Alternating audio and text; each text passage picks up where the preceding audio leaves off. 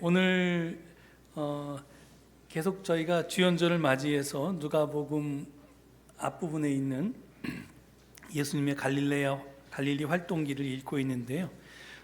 지난주일 본문은 누가복음 4장이었는데 오늘은 누가복음 5장입니다. 지난주일 본문에 바로 이어지는 말씀은 아니고요. 4장 31절에서 44절까지는 건너뛰었습니다. 제가 몇 주 전에 설명드린 바와 같이 그 누가복음에 있는 갈릴리 활동기 중에서 예수님의 기적 이야기들은 많이 지금 건너뛰었습니다. 그건 원래 교회력상 작년에 마가복음 본문일 때 다뤘기 때문에 겹치는 부분이 빠져서 그렇습니다. 세번역 성경은 오늘 본문 위에 어부들을 제자로 부르시다라는 소제목을 붙였습니다. 그리고 그 옆에 마태복음과 마가복음의 병행 규절도 표시해 두었습니다. 그러니까 오늘 본문과 똑같은 내용이 누가복음뿐만 아니라 마태복음과 마가복음에도 있다는 뜻입니다. 누가복음은 최초의 복음서인 마가복음과 그리고 지금은 없어진 휴복음서를 주요 자료로 하고요. 그리고 여기에 누가의 특수 자료를 더해서 지금 익명이지만 우리가 누가라고 부르는 사람에 의해서 편집되어서 지금처럼 완성되었습니다. 그래서 우리가 누가복음을 읽을 때는 원 자료인 마가복음을 이 편집자인 누가가 어떻게 바꾸었는지를 파악하고 또 왜 바꾸었을까를 생각하면서 그것을 추적해내면서 누가가 전하고자 한 메시지를 찾아내야 합니다. 앞서 말했듯이 그 어부들을 제자로 부르신 이야기는 마가, 마태, 누가 이 공간복음서 모두에 실려 있습니다. 제가 그 대조표를 좀 화면에 띄웠는데요. 그러니까 저걸 보시면 원래 순서는 마가, 마태, 누가지만 제가 오늘 누가에 따라서 증언하고 있기 때문에 누가를 맨 앞에다 두었습니다. 그 누가는 원자료인 마가의 이야기를 크게 바꾸었습니다. 마태는 별로 바꾸지 않았는데요. 누가는 굉장히 많이 바꿨습니다. 크게 두 가지로 바꿨는데요. 첫 번째는 마가의 간단한 이야기에 다른 이야기들을 첨가했습니다. 그러니까 저 옆에 보시면 이 마가 이야기는 1장 9절서부터 1장 20절까지 이어지는데요. 그런데 지금 그 다음에 누가는 3장 21절에서 5장 지금 11절까지 쭉 이어지는 이야기가 있는데 그 두 가지의 차이점을 보시면 되겠습니다. 그러니까 첫 번째는 마가의 간단한 이야기에 다른 이야기를 첨가했다고 했습니다. 마가와 마태는 예수님이 갈릴리 바닷가를 지나가시다가 어부 시몬과 즉 베드로와 그의 동생 안드레를 보고 나를 따라오너라 내가 너희를 사람을 낚는 어부가 되게 하겠다 라고 말씀하시니까 그들이 곧 그물을 버리고 따랐다고 전하고 있습니다. 그리고 조금 더 가다가 또 어부 형제인 야고보와 요한을 보고 그들을 불렀고 그들도 곧 예수를 따라갔다라고 이렇게 전합니다. 그런데 누가는 여기에 예수님이 호숫가에 있던 시몬의 배에 올라가서 무리를 가르친 이야기와 그리고 고기잡이 기적 이야기 오늘 본문이죠. 그리고 베드로가 주님 내게서 떠나 주십시오 나는 죄인입니다 라고 고백한 이야기가 덧붙여져 있습니다. 그러니까 마태와 마가에는 없는 이야기가 지금 오늘 5장 1절에서 11절 말씀입니다. 그러니까 저기 보면 마가는 지금 1장 16절에서 20절이니까 5절밖에 없었잖아요. 누가복음은 5장 1절에서 11절이니까 무려 11절이 됩니다. 그러니까 6절이 늘어났습니다. 그러니까 이제 그만큼 없던 이야기가 늘어났다는 겁니다. 마태는 거의 그대로 옮겼습니다. 두 번째로 순서의 문제인데요. 어부들을 제자로 부르신 이야기 앞에 예수께서 갈릴리 이곳저곳에서 활동한 여러 이야기들을 먼저 소개하고 있습니다. 저기 보면 지금 누가복음은 아까 설명한 것처럼 지금 순서대로 더러운 귀신 들린 사람을 고치신 이야기, 많은 사람들을 고치신 이야기, 전도 여행을 떠나신 이야기가 4장 31절부터 44절까지 순서대로 나와 있습니다. 그런데 마가복음을 보면 그 이야기들은 지금 제자로 불린 1장 20절 이후에, 즉 21절서부터 39절까지 실려 있습니다. 그러니까 마가복음과 마태복음은 어부들을 제자로 부르신 이후에 예수님께서 그 제자들과 더불어 가버나움 회당에 가서 고치시면서 가버나움 회당 예배에 참석하시면서 거기서 그 귀신 들린 사람을 고친 이야기도 나오고요. 거기서 나와서 베드로의 장모 집에 들어가서 베드로의 장모를 열병을 앓고 있는데 고친 이야기가 나오고, 그 소식을 듣고 사람들이 몰려와서 막 밀어닥치니까 그 사람들을 또 하나하나 밤늦게까지 고쳐주신 이야기가 나오고, 그 다음에 이제 전도 여행을 간 이야기가 나오는데, 지금 누가복음은 그 순서가 바뀐 겁니다. 먼저 예수님의 갈릴레아 활동기, 특별히 병자들을 치유한 이야기들이 쭉 나오고, 그 다음에 이 베드로를 비롯한 어부들을 제자로 부른 이야기가 나옵니다. 그러니까 이게 왜 바꿨는가에 대해서는 모르죠. 이유를 내가 누가가 아닌데 어떻게 알겠어요? 그러니까 그런 건 질문해봤자 답이 없는 거니까 우리가 답할 수 없는 문제고요. 왜 바꿨는지는 모르지만 그 다음에 그 바꾸면서 나타난 효과는 분명히 알 수 있습니다. 그건 뭐냐면, 제자로 부르심을 받기 전에 시몬 베드로는 갈릴리 여러 회당에서 권위 있게 가르치고 온갖 병자를 치유했던 예수님을 알았다는 것입니다. 그러니까 생전 초면인 예수님을 만나서 제자가 되고 예수님과 더불어 쫓아다니는 게 아니라 이미 여러 가지 활동을, 특히 기적을 베풀었던 예수님을 소문을 들어서 알기도 했고, 그 다음에 특별히 자기 장모 집에 찾아와서 그 장모님이 앓고 있을 때 그 장모님을 고치는 걸 자기 눈앞에서 목격했고, 그 장모님 집 앞으로 밀어닥쳤던 수많은 병자들을 고쳤던 것들을 제가 직접 봤다는 겁니다. 그러니까 그냥 소문으로 들어서 안 정도가 아니라 자기가 직접 눈으로 목격해서 알고 있었다라고 하는 것이 이 누가복음이 이렇게 순서를 바꾸면서 분명하게 의도하는 바입니다. 이것들을 전제하고 오늘의 본문 말씀을 보겠습니다. 본문 1절을 보면 예수께서 게네사렛 호숫가에 서 계십니다. 게네사렛 호수는 갈릴리 호수 또는 이제 갈릴리 바다라고 부르는 거나 또는 디베랴 호수의 디베랴 바다라고 부르는 것의 다른 이름입니다. 그러니까 게네사렛, 갈릴리, 디베랴, 이게 이제 같은 호수 또는 그 호수가 하도 커서 바다라고도 불리는 그 같은 그 호수의 명칭입니다. 이전까지 예수님은 주로 회당에서 가르치셨습니다. 그런데 이제부터 예수님의 주 활동 무대는 갈릴리 호수로 바뀝니다. 그 이유는 첫 번째, 지난주일에 살펴보았듯이 예수님이 회당에서 거절당하고 쫓겨났기 때문에 그렇습니다. 그러니까 회당에 들어가서 가르치실 때 쫓겨나니까 이제 더 이상 회당에 들어가서 가르치지 않는 것입니다. 두 번째는 예수님을 따르는 사람들이 너무 많아서 안식일 회당 집회라고 하는 곳에서만 예수님 활동하시기에는 너무 제약이 많았습니다. 그러니까 시간도 그렇고 장소도 그렇고요. 그래서 이제 안식일 회당이라고 하는 그 시간과 장소에 얽매이지 않고 활동하기 위해서, 아무 때나 하나님의 말씀을 선포하기 위해서 예수님께서는 다른 장소와 시간을 택했습니다. 그래서 이제 당시에 갈릴리에서 예수님의 인기가 아주 절정에 달해서 예수님이 계시는 곳이면 어디든지 사람들이 넘쳐났습니다.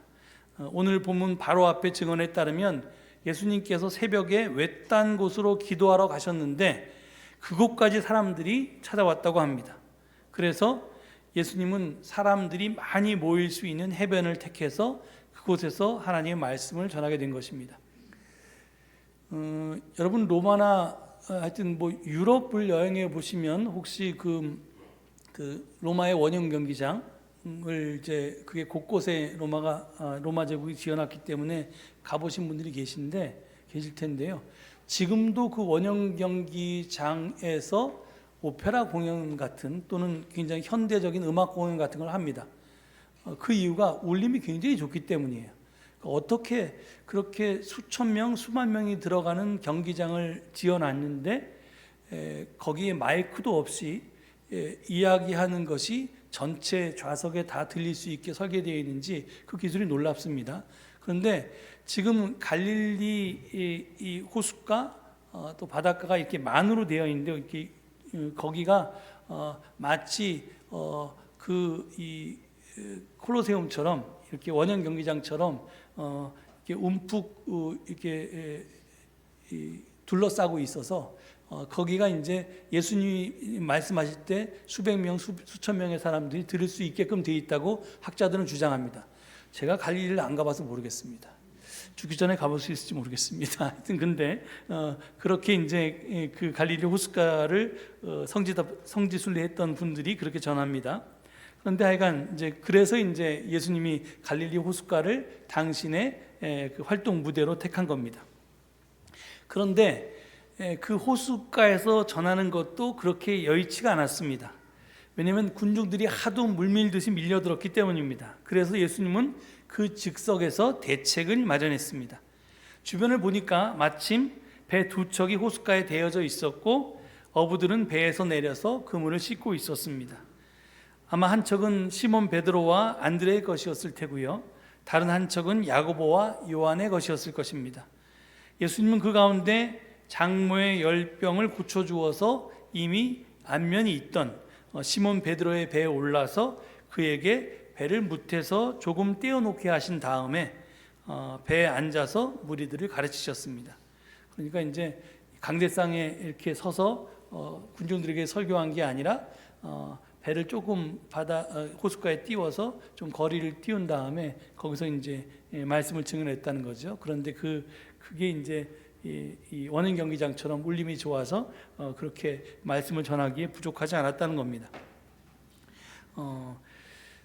근데 하여튼 베드로는 뭐 이미 안면이 있고 당신 장모까지 고쳐준 예수님이 청을 하니까 거절할 수가 없었을 테고요. 그래서 자기 배를 끌고 나가서 뱃고물에 앉아서 배가 흔들리지 않도록 닻을 내리고 또 파도에 이렇게 흔들리는 것을 막기 위해서 이렇게 노를 가지고 꽉 잡고 이렇게 그 안정적으로 이렇게 배가 흔들리지 않도록 이렇게 있었을 겁니다. 그러니까 지금 가장 가까이에서 꼼짝없이 베드로는 예수님한테 붙들려서 예수님의 가르침을 가장 가까이에서 경청할 수밖에 없었습니다. 그러니까 강제로 설교를 들었던 거죠. 하여튼 이렇게 예수님이 모든 가르침을 마친 다음에 시몬에게 깊은 데로 나가서 그물을 내려서 고기를 잡아라 하고 말씀하셨습니다. 예수님의 이 갑작스러운 말씀에 베드로는 어리둥절할 수밖에 없었을 것입니다. 아니 좀 어처구니가 없었을 줄도 모르겠습니다. 밤새도록 애를 썼지만 고기를 한 마리도 잡지 못한 그에게 깊은 데로 가서 그물을 내리라니요. 아마 시몬은 마음속으로 고기의 고자도 모르는 양반이 번데기 앞에서 주름을 잡아도 유분수지 뭐 이렇게 투덜댔을지도 모르겠습니다. 왜냐하면 시몬 베드로는 일생을 그 물가에서 자랐고 고기 잡는 일에는 잔뼈가 굵은 사람이었기 때문이었습니다. 그는 갈릴리 호수를 마치 자기 손바닥을 보듯이 훤히 들여다보았습니다.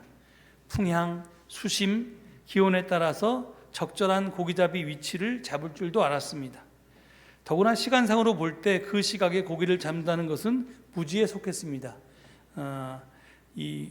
지금 배를 타고 호수 중간에 가서 이렇게 삼중 그물을 내려서 이 삼중망을 이용해서 그물 낚시를 하는 형태인데요. 지금 그런 그물 낚시는 한밤중에 하는 것이 상식이었습니다. 그렇기 때문에 해가 중천에 있는 시각에 그물을 던진다는 것은 무지를 넘어서 몰상식이었습니다. 그러나 이러한 예수님의 요구 앞에 베드로는 이렇게 답합니다. 선생님, 우리가 밤새도록 애를 썼으나 아무것도 잡지 못했습니다.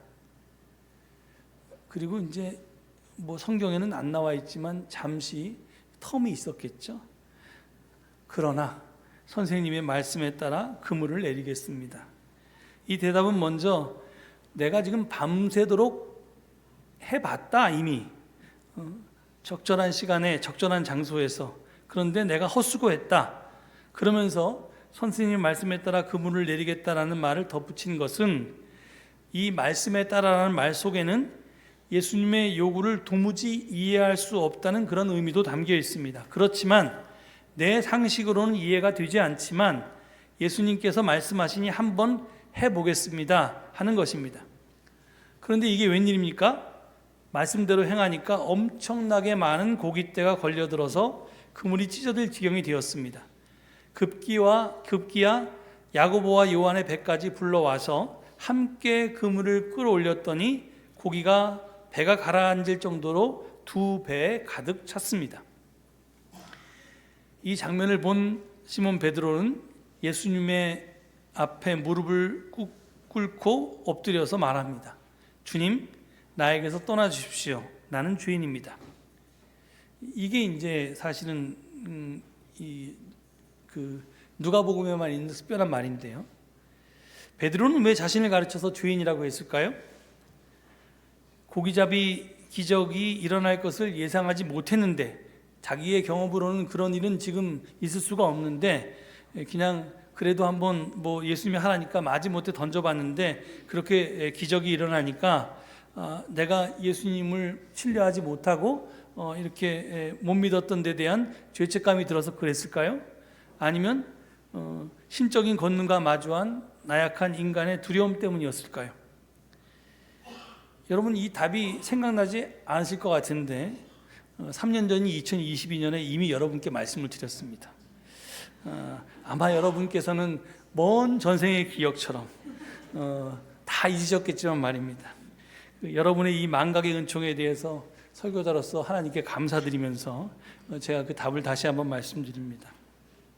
그때 저는 적어도 이게 경이감 때문에 신적인 어떤 이 경이감 때문에 했던 것은 아니다 이렇게 말씀을 드렸습니다. 왜 그랬냐? 누가에 따르면요, 베드로는 고기잡이 기적에 앞서서 예수님의 치유 기적을 여러 차례 목격했기 때문입니다. 그때 베드로는 그러니까 예수님이 장모를 고쳤을 때, 그리고 또 가버나움 회당과 장모를 고쳤다는 소문이 둘 다 나면서 사람들이 그 베드로 장모의 집 앞에 물밀듯이 몰려들어서 그 사람들을 한 사람 한 사람 다 고쳤을 때 온갖 병자들을 다 고쳤는데요. 그때는 그 기적들을 자기 눈으로 목격했을 때도 베드로는 주님, 저는 죄인입니다. 저를 떠나 주십시오. 이렇게 고백하지 않았습니다. 더군다나 직업이 어부인 베드로가 이게 고기잡이 기적을 맛보았다면 저라면 주님, 제발 저에게서 떠나지 말아 주십시오. 나의 부족한 능력에 당신의 권능을 좀 보태주셔서 늘 이런 만선 고기잡이 기적이 일어날 수 있도록 좀 해주십시오. 이렇게 청했을 겁니다. 이게 더 자연스럽고 그리고 더 인간적입니다. 하지만 베드로는 그렇게 하지 않았습니다.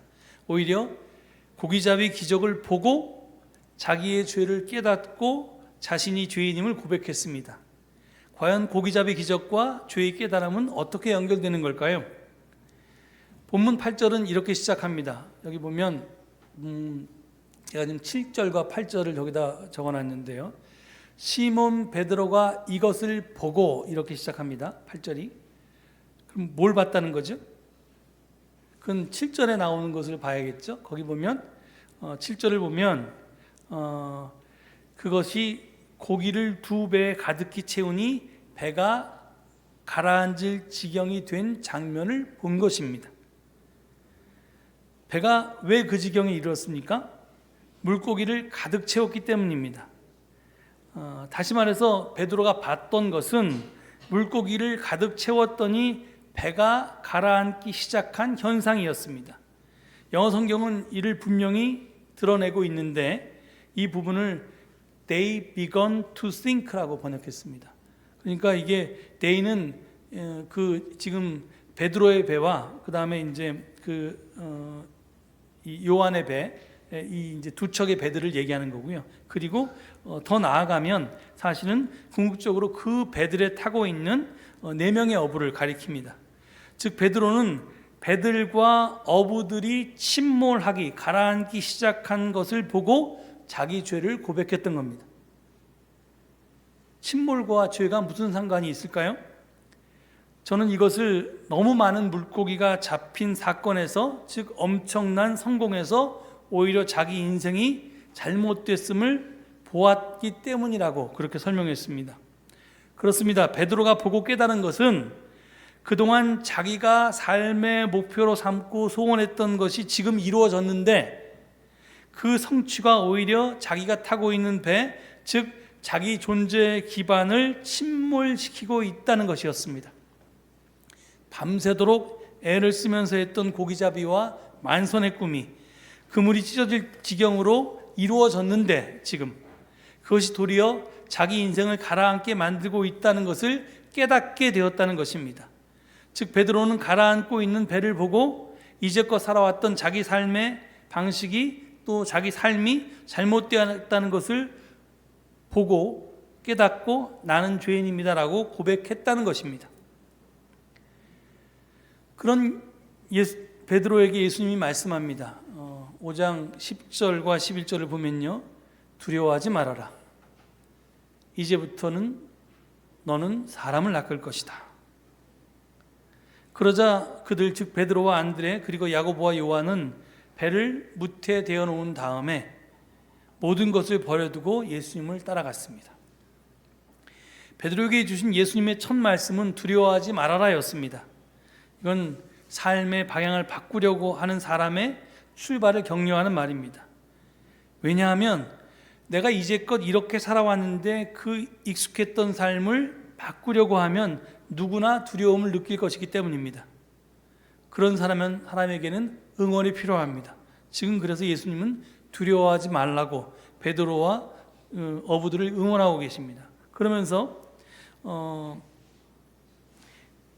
이제껏 이 고기를 낚던 베드로 앞에서 살아가야 할 새 삶의 목표를 제시해 주시는데요. 그게 뭐냐면 사람 낚는 일입니다. 여기서 낚는다는 단어가 조그레오라고 하는 단어인데요. 헬라어로, 그리스어로. 이 조그레오라는 단어는 조회라는, 즉 생명이라는 뜻의 조회와 잡는다라는 뜻의 아구리오라고 하는 단어가 합쳐져서 만들어진 단어입니다. 풀이하면 살리려고 잡는다는 겁니다. Capture for life. 예, 그러니까 지금 사람을 낚는 일은 살리려고 잡는다는 뜻입니다. 보통 어부는 물고기를 죽이려고 잡죠. 죽여야지 먹으니까요. 또는 어떻게 잡다 보면 또 죽여서라도 잡습니다.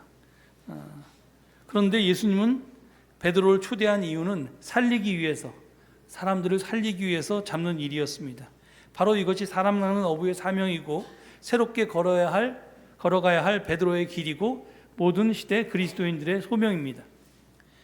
여러분, 물고기를 낚는 어부와 사람을 낚는 어부가 무엇이 어떻게 다릅니까? 어부가 물고기를 왜 낚겠습니까?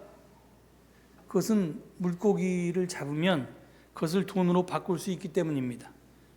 즉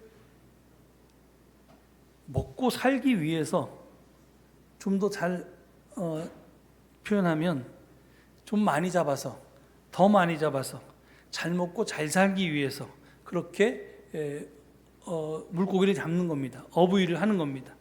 이는 우리네 삶의 모습과 별반 다르지가 않습니다. 우리는 각자의 직업을 가지고 있고 일을 하는데 그건 다 먹고 살기 위해서 하는 겁니다.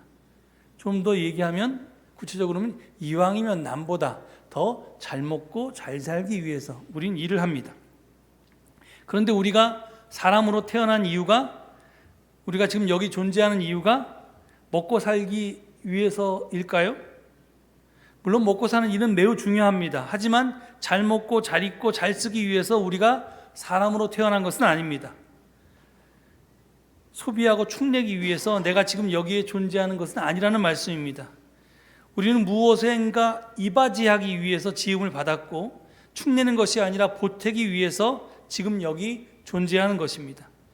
사람을 낳는 어부가 되라는 예수님의 초청은 주님이 하는 일에 이바지하라고, 기여하라고, 하나님 나라를 이 땅에 건설하고 확장하는 일에 작은 힘이라도 보태라고 하는 권고입니다.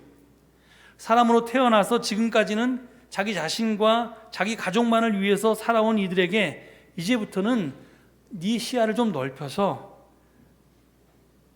너 자신을 위한 삶이나 네 가족을 위한 삶보다 좀 더 크게 하나님 나라와 그 의를 위한 삶을 살아보라고 초대하시는 것입니다. 이로써 주님의 제자가 된다는 것은 우리 인생의 목표와 의미를 바꾸는 일입니다. 그래서 진정한 내 존재의 이유, 참된 내 삶의 의미를 찾게 되는 것입니다. 그런데 이러한 인생 전환은 깊은 데로 가서 그물을 내리라는 주님의 말씀에 따르는 것에서부터 시작됩니다. 하지만 우리네 일상의 삶에서 깊은 데로 나아가서 그물을 내린다는 것은 그냥 쉬운 일이 아닙니다. 상당히 힘든 일입니다. 그물을 다시 던지는 것은 때로는 베드로처럼 내 신념을, 지금은 물고기가 잡힐 때가 아닌데 이거 쓸데없는 짓인데 하는 내 신념을 포기하는 일일 수도 있고요. 그리고 내가 그래도 이 고기잡이에는 정말 잔뼈가 굵은 내가 전문가인데 이거 아무것도 모르는 양반이 왜 이런 걸 할까? 이래서 내 자존심이 상하지만 그 자존심을 꺾는 일이기도 하고요. 그리고 내가 가지고 있는 지식과 또 내가 가지고 있는 기득권을 버리는 일이기도 합니다. 때로는 그 일을 통해서 많은 고통이 따를 수도 있습니다. 그런데 그리스도인이 된다는 것, 예수님을 따른다는 것은 언뜻 보기에 사실은 이렇듯 손해나는 일입니다. 믿지는 장사처럼 생각이 됩니다. 여러분 교회 다니는 것도 한번 생각해 보십시오. 이게 사실은 이게 교회 다니는 사람들은 이게 다 이해가 가는 일이지만 이 교회를 안 다니는 사람들이 교회 다니는 사람을 보면 저 사람들이 왜 저러지 하는 생각을 할 수도 있겠습니다. 우리는 교회 다니면서 내가 피땀 흘려 번 물질을 봉헌합니다. 금쪽 같은 시간을 쪼개서 각종 봉사를 합니다. 내가 가진 재능으로 이런저런 일에 헌신을 합니다. 세상 눈으로 볼 때 이게 얼마나 큰 낭비이고 또 얼마나 큰 이게 쓸데없는 일처럼 보입니까? 그런다고 돈이 생기는 것도 아니고 명예가 생기는 것도 아닙니다. 그런데도 우리는 그런 손해를 보면서 교회에 기꺼이 다닙니다. 왜? 교회를 통해서 내가 주님과 더불어 하나님의 일에 참여하게 된 기쁨은 세상 사람들이 저건 손해야, 왜 저렇게 손해나는 짓을 해? 하는 그렇게 생각하는 것과 비교할 수 없을 만큼 크기 때문입니다. 나만이 아는 이 기쁨은, 이 보람과 긍지는 이 세상의 그 무엇과도 바꿀 수 없는 소중한 것입니다. 중요한 것은 여러분, 그러니까 이 성공회인가? 하여튼 어느 교단에서 아주 오래전에 한 10년도 넘게 전에 더 이상 겁줘서 교인들이 교회 다니게 하는 것을 금한다라는 결정을 했다고 하는 것을 들었는데요. 사실은 교회 다니는 많은 분들이 이 기쁨 때문에 교회를 다니는 게 아니라 죽어서 지옥 갈까 봐 다닙니다. 그래서 이제 젊은 사람보다 이제 하나님 앞에 갈 때가 가까운 사람들이 더 열심히 나오는 이유가 그런 건지도 모르겠습니다. 하여튼 이게 겁나서 죽어서 지옥 갈까 봐 교회를 다니는 게 기쁨이 아니라 이제 불안 때문에, 공포 때문에 교회를 다니는 거죠. 그런데 교회에 다니는 목적은 사실 그게 아니라는 겁니다. 나는 아무것도 아닌데, 나는 정말 가진 것도 없고 능력도 없고 부족하고 내가 생각해도 참 못난인데 내가, 근데 그런 나를 하나님께서 부르셔서 당신께서 이 세상에서 하고 싶은 당신의 꿈을 함께 실현하는 일에 참여하게 하신다. 그것이 너무 소중하고 너무 기쁘고 너무 자랑스럽고 너무 보람이 있어서 그 일에 참여하면서 내가 그 기쁨을 누리면서 다니는 겁니다. 여러분, 이런 기쁨 누려보셨습니까? 이런 보람과 긍지를 가져보셨습니까? 누가가 오늘 본문을 통해서 말하고자 하는 바는 우리더러 이런 제자가 되라는 것입니다. 기왕에 예수 믿고 그리스도인이 되었다면 시시하게 믿지 말고 제대로 한번 믿어보라는 것입니다. 주님께서는 지금도 이 순간에도 우리를 부르고 계십니다. 당신 일을 위해서 주님은 당신의 사람을 필요로 하십니다. 바로 여러분을 필요로 하십니다. 우리에게 당신을 따르라고 손짓하고 계십니다. 그러면 우리를 사람 낚는 업으로 만들어서 당신께서 함께 이 세상에서 하나님 나라를 이루겠다고 하십니다. 우리에게 그것이 진정한 기쁨이고 그것이 영생을 이루는 길이라고 그렇게 우리를 초대하십니다. 아무쪼록 우리 모두가 이러한 주님의 초청에 아멘으로 응답해서 참된 그리스도인의 제자로 거듭날 수 있기를 간절히 축원합니다. 이 말씀 되새기시면서 잠시 친구 가운데 묵상하시겠습니다.